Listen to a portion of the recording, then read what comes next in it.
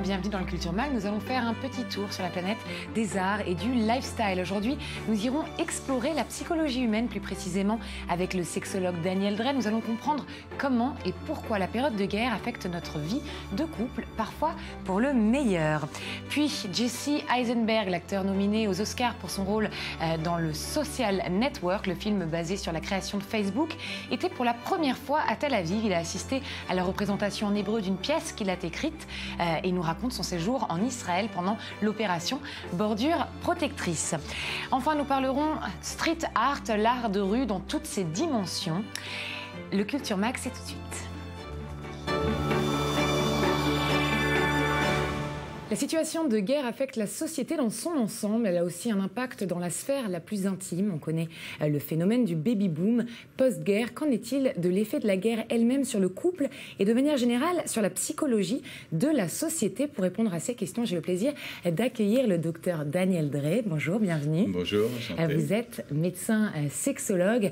Merci d'être avec nous. Alors tout d'abord, est-ce qu'il existe des études qui examine les éventuels effets d'un conflit armé sur les relations de couple qui subissent la guerre? Bien sûr. Alors d'abord, on a les effets qu'on connaît bien, qui sont les effets, par exemple, du fait qu'on reste ensemble tous dans la même maison un long moment. Alors c'était l'effet de la grande panne d'électricité de New York, si vous vous souvenez, qui a entraîné un baby-boom 9 mois plus tard.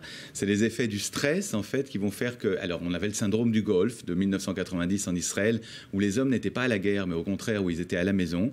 Et là, ils étaient un petit peu impuissants, c'était très difficile. Et donc on a vu qu'il y avait beaucoup de tensions dans les couples. Et là, on est un petit peu dans l'inverse, dans ce qui se passe aujourd'hui. On est un petit peu dans un effet, j'allais dire, de anti-syndrome du Golfe. C'est-à-dire qu'en fait, on retrouve dans les situations de guerre nos instincts primitifs. Et là, sans parler de couples, j'allais dire, hétérosexuels ou homosexuels, parce qu'on est très ouvert dans la société israélienne, vous le savez, eh bien, j'ai envie de dire que chacun va retrouver son rôle dominant ou passif, son rôle masculin ou féminin. Alors, ça, c'est une période très étonnante. D'abord parce qu'au niveau de la société, j'allais dire, on a un sentiment de rapprochement, d'intimité très grande au sein du couple, de famille. On est tous autour de la maison et on sait en Israël à quel point la maison est importante. Les murs, à Mashkenta, le prêt immobilier. La maison, c'est notre cocon, c'est ce qui nous protège. Et donc, en fait, on va se retrouver ensemble pour le bien et pour le bien, dans ce cas-là, et pas tellement pour le bien et pour le pire. Et ça va entraîner un effet de rapprochement. Et on le voit dans toutes les guerres en Israël. On sait à l'avance, comme vous l'avez signalé, que dans 9 mois, dans les hôpitaux en Israël, on aura un baby-boom. Et puis dans 10 mois, on aura un deuxième baby-boom qui sera on souffle après la guerre. Et là, pour le coup, on est aussi en Israël dans une chose étonnante. On est dans un anti-Inde ou un anti-Chine. Vous savez que dans le monde, on veut des garçons, n'est-ce pas? Alors, dans mon cabinet, Tel Aviv, j'ai une technique qui permet de choisir des garçons ou des filles. Que veulent les Israéliens? Des filles. Ils ne veulent que des filles. Et vous parliez du baby-boom. Oui. Est-ce que c'est bien réel, ce baby-boom? Y a-t-il des chiffres? Oui, 20% de naissances en plus, mais 20% de naissances qui augmentent en plus. Et deuxièmement, beaucoup plus intéressant au niveau des études intimes, j'allais dire. On s'aperçoit que, et je le vois, parlant d'études, mais même tout simplement au quotidien, que ce soit dans mon forum, sur Internet, ou que ce soit dans mes programmes radio, les auditeurs ont du mal à poser les questions, ils sont gênés, ils disent, mais est-ce que c'est normal, et là je rentre dans la sphère intime, que j'ai envie de faire l'amour avec ma femme? Est-ce que c'est normal? Est-ce que c'est logique? Est-ce que c'est problématique? Est-ce que je suis pervers? Alors non, c'est intéressant. Si le mondial, tous les couples en Israël sortent du mondial, qui était une période où on s'est éloigné l'un de l'autre, les hommes étaient chez les copains, les femmes étaient entre elles, et on était très éloignés. Là, soudainement, puis après, c'était les vacances des enfants. Alors là, en Israël, c'est aussi un poème, les couples s'éloignent. Et bien là, on est rentré dans la guerre. Et de manière étonnante, la guerre, c'est un anti-mondial. On fait l'amour, on fait plus l'amour que d'habitude. Et donc, en ce moment, pendant cette guerre, on est bien évidemment tous touchés par ces alarmes qui créent un stress. Il y a une relation donc entre le stress et les relations de couple. Évidemment. Tout simplement, d'abord parce que les hommes, j'allais dire, redeviennent des hommes. Et les femmes redeviennent des femmes. Les femmes israéliennes, si vous les connaissez, ça fait 15 ans, je veux dire que je les pratique, ce sont des femmes très fortes, très carriéristes, très fortes, très imposantes, très impressionnantes. On dit souvent à propos d'un couple franco-israélien que c'est la rencontre d'un enfant de 5 ans avec une vieille dame de Neuilly de 80 ans. C'est-à-dire que l'enfant veut tout de suite et la vieille dame de Neuilly est très posée, c'est le français. Eh bien, les femmes israéliennes sont très fortes, elles veulent tout de suite. Maintenant, ce qui est impressionnant, c'est que finalement, eh bien, on s'aperçoit que comme ces femmes fortes ont peur des cafards, Dès qu'on voit une femme sauter, elle est très forte, elle va sauter sur une table et crier au secours. Elle voit une souris, pareil. Il y a une alerte, c'est pareil. Les femmes, quand elles sont en couple, reprennent leur rôle, elles ont peur, et les hommes reprennent leur rôle, j'allais dire, un petit peu de héros, de soldats, de dire, c'est pas grave, on va s'organiser, on y va doucement, on parle avec les enfants, je redeviens père, je redeviens mari. Et du coup, ça rapproche les couples. Oui, le couple redevient instinctivement un couple beaucoup plus proche, avec des rôles beaucoup plus déterminés. Est-ce qu'elles ne le font pas peut-être pour rassurer l'homme, ces femmes ? Là, il y a quelque chose d'intéressant. C'est que la société israélienne est une société où on choisit pratique, en général. On se marie parce qu'il faut se marier. Je veux dire que l'amour, c'est une notion qui est très française et qui est très récente en Israël. Ça fait une quinzaine d'années qu'on commence à se marier par amour. Je sais que c'est dur de dire ça. Mais là, la guerre, c'est un moment donné où on va se rechoisir.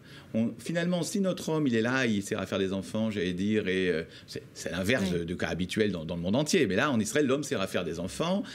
Eh bien, qu'est-ce qui va se passer aujourd'hui ? On l'a choisi un petit peu parce qu'on l'avait choisi au début, ce qu'il fallait se marier. Eh bien, maintenant, c'est l'inverse. On va se rappeler, on va le rechoisir. On va avoir peur pour lui. On va s'inquiéter pour lui. Si en plus, alors il y a quand même 70 000 réservistes qui ont reçu leur ordre de mobilisation. Donc, on va avoir peur. L'homme a reçu un tsav shmoné, même s'il n'est pas encore à la guerre. On a peur pour lui. On s'inquiète pour lui. Donc, on va le rechoisir. On va le réaimer. L'homme qui va s'inquiéter, je vois ça tous les jours dans mon cabinet. Les couples qui étaient un petit peu hésitants vont se renvoyer des SMS d'amour, des SMS où ils vont se rapprocher, où ils vont se dire tu me manques, j'ai envie que tu sois là à côté de moi. Et donc, on va s'apercevoir qu'on a comme ça une envie de vivre. C'est une guerre finalement entre Eros et Thanatos. Oui. Eros, le dieu de la mort, le dieu de la vie, de l'amour, et Thanatos, le dieu de la mort et de la maladie. Et là, en fait, on veut vivre, on veut survivre. On est dans une société qui aime vivre. Eh bien, c'est sur ces belles paroles qu'on va se quitter. Merci beaucoup pour tous ces éclairages sur l'influence de cette guerre sur les relations de couple. Merci beaucoup d'être là. C'est moi qui vous remercie.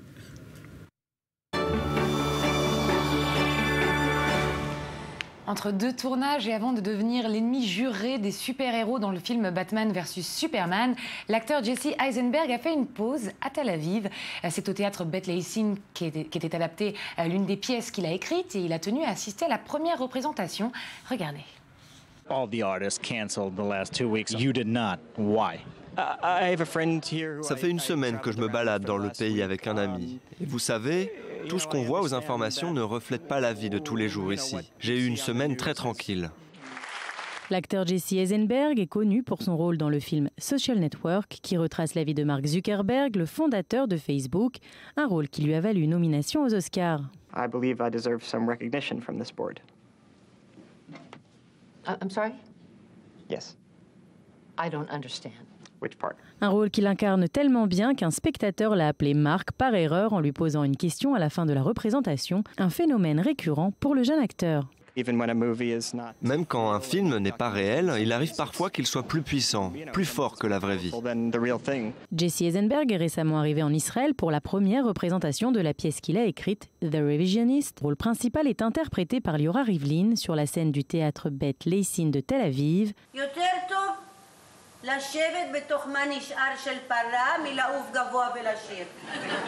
Malgré l'opération bordure protectrice, Jesse Eisenberg a décidé de se rendre en Israël pour la première fois de sa vie. Would you feel seeing the play here in Israel at this time especially? Je suis très honoré d'avoir été invité en Israël pour voir cette pièce. C'est une production incroyable et le casting l'est aussi.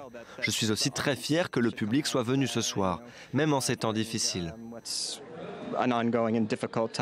Aujourd'hui, Jesse Eisenberg doit s'envoler pour Londres pour le tournage de Batman vs Superman, dans lequel il joue le rôle de Lex Luthor. C'est une belle opportunité pour moi, bien sûr. Il y a l'actrice israélienne Gal Gadot qui joue le rôle de Wonder Woman. How is Wonder Woman? Je ne peux rien révéler sur le film, mais c'est vraiment une très grande actrice. Lui aussi, c'est un excellent acteur, Jesse Eisenberg. Topaz, rubis, émeraude, qui n'est pas sous le charme des pierres précieuses. D'où viennent ces pierres qui vous tapent dans l'œil? Direction le Pakistan, où les joailliers, vous allez le voir, sont en crise due à la situation sécuritaire. Dur d'exporter, les acheteurs qui font habituellement le voyage se font de plus en plus rares. Mais ces créateurs de bijoux ont bien décidé de continuer à vous faire rêver. Un savoir ancestral qui se transmet de génération en génération. À Peshawar, cela fait 400 ans que les joailliers taillent les pierres précieuses et semi-précieuses qui sont extraites des montagnes pakistanaises. Une économie florissante pour le pays, mais depuis un an, la situation a changé. Entre attentats et insurrections, les acheteurs internationaux se font très rares par ici. Certains commerçants arrivent à vendre grâce à Internet ou aux emails. Beaucoup doivent aller à l'étranger pour faire des affaires. C'est comme ça qu'ils peuvent en vivre. Le marché des pierres précieuses est intéressant, mais les acheteurs étrangers ne veulent pas venir à cause de la situation sécuritaire. Et le marché local n'absorbe que 5% de la production, alors que 95% dépend de l'export. Des rubis venus des montagnes proches de la frontière chinoise, aux émeraudes de la vallée de Swat, le Pakistan est riche en pierres précieuses. On y trouve aussi des pierres fines comme les aigues marines, les topazes et le lapis-lazuli. Mais pour être compétitif à un niveau international, le pays ne peut pas compter que sur la beauté de ses pierres. Le problème, c'est qu'à cause des coupures de courant, notre travail qui consiste à polir et tailler les pierres est diminué de moitié. On ne peut rien faire sur l'ordinateur, ni allumer nos machines pendant les coupures. Et du coup, notre travail en souffre et les commandes prennent du retard. Pourtant, à Peshawar, les étudiants continuent d'affluer dans ce centre de formation à la joaillerie. Coupure de courant, insécurité, manque de visibilité internationale, rien ne les effraie. Pour leurs professeurs, il suffirait simplement de changer quelques pratiques pour redevenir présents sur la scène mondiale. Le marché s'est ralenti, mais si les étudiants pouvaient interagir avec des commerçants qui vont à l'étranger pour faire des affaires, alors ça les aiderait beaucoup. Les pierres précieuses, c'est un marché à fort potentiel, mais les affaires vont mal dans les circonstances actuelles. Les mines de pierre sont situées dans la province Pashtun, mais les gens ne savent pas comment les extraire.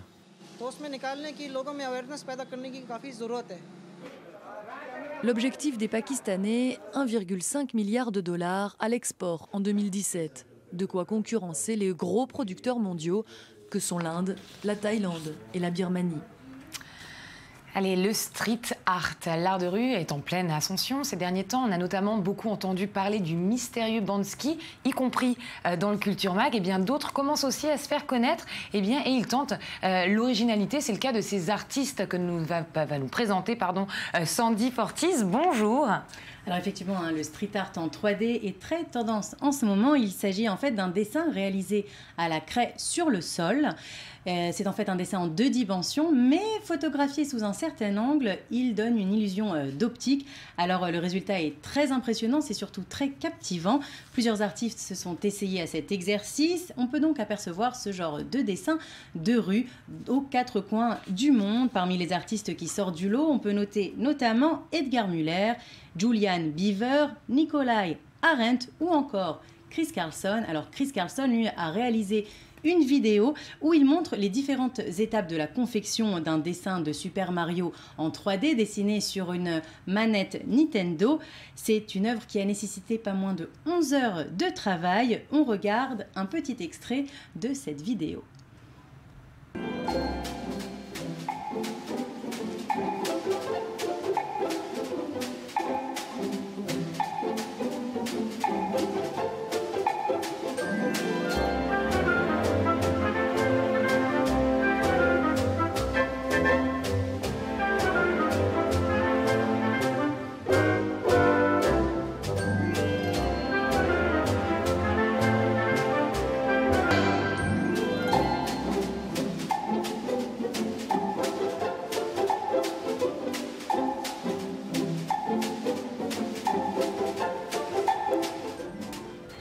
Oui, ça a l'air de prendre du temps et c'est impressionnant. Oui, et comme tout ce qui fait le buzz, les marques se sont évidemment empressées de mettre la main dessus pour faire la promotion de leurs produits. Alors c'est notamment ce que fait Manfred Stader. Il a déjà réalisé des œuvres qui font la promotion des voitures Smart et Ford, la compagnie aérienne EasyJet, le café Costa, l'opérateur téléphonique Orange et évidemment de nombreux autres.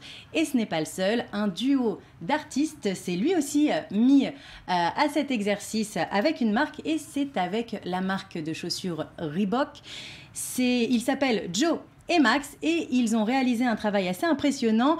Il a reporté le record du plus grand dessin de rue en 3D.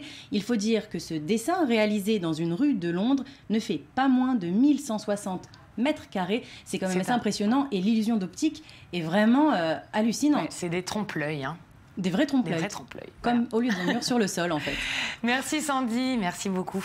Voilà, c'est la fin de ce Culture Mag. Merci de nous avoir suivis. On se retrouve demain, même heure. Vous pouvez nous retrouver en attendant sur notre site internet i24news.tv, sur Facebook, sur Twitter. Mais d'ici là, bon retour sur la planète Terre.